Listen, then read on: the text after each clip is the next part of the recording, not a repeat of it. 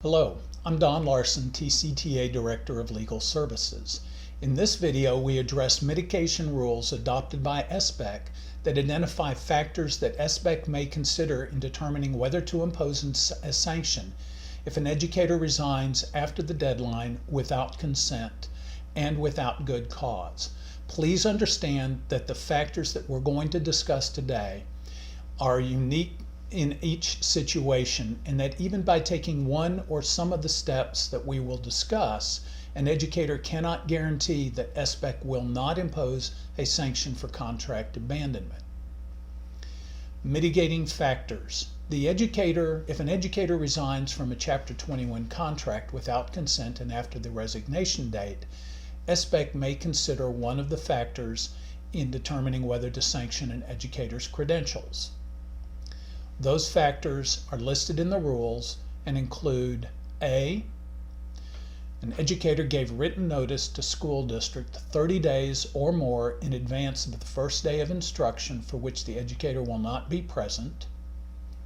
B, the educator assisted the school district in finding a replacement educator to fill the position. C, the educator continued to work until the school district hired a replacement educator. And D, the educator assisted in training the replacement educator. And finally, an educator showed good faith in communications and negotiations with the school district. How these interact with sanctions are going to depend on any specific situation. SBEC adopted these rules because not all resignations without consent or without good cause warrant a suspension of an educator's certification. Again, each set of facts is considered separately and on its own merits. Taking one or more of the steps may not prevent SBEC from sanctioning an educator's credentials, but it could affect the nature of the sanction so that it would not include a suspension. It might include a reprimand, or a suspension might be a private reprimand which is not marked on the educator's credentials. What can an educator do to show mitigation?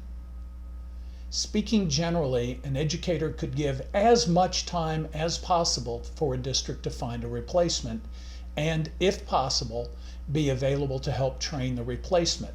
The length of time required could relate to the relative scarcity of qualified educators.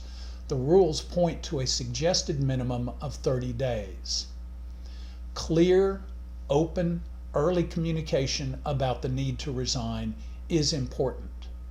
Please note that if part of that communication with the district is through the district's email system, the educator should forward those emails to a personal computer, because upon resignation, a district may terminate immediately the former employee's access to district emails.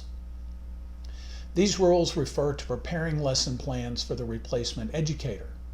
Noting that these rules could be fairly generally applied, an educator could consider not only preparing lesson plans, but preparing projects, assignments, and possibly tests to assist a replacement.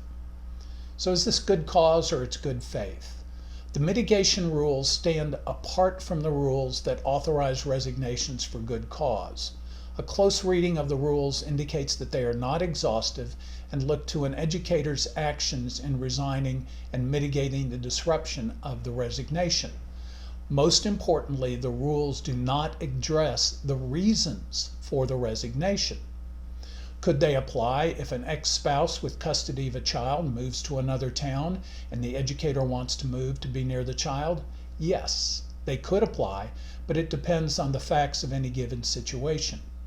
Could they apply if an educator's child develops an autoimmune disease that renders that child particularly vulnerable to complications from COVID-19, and the district expects all teachers to work in school where the possibility of transmission of COVID-19 exists? Possibly, but again, it depends on the facts of any given situation and the scope of mitigation. In summary, this concludes TCTA's series of videos on resignation from Chapter 21 contracts. Thank you for your membership in TCTA and for the work you do on behalf of our future.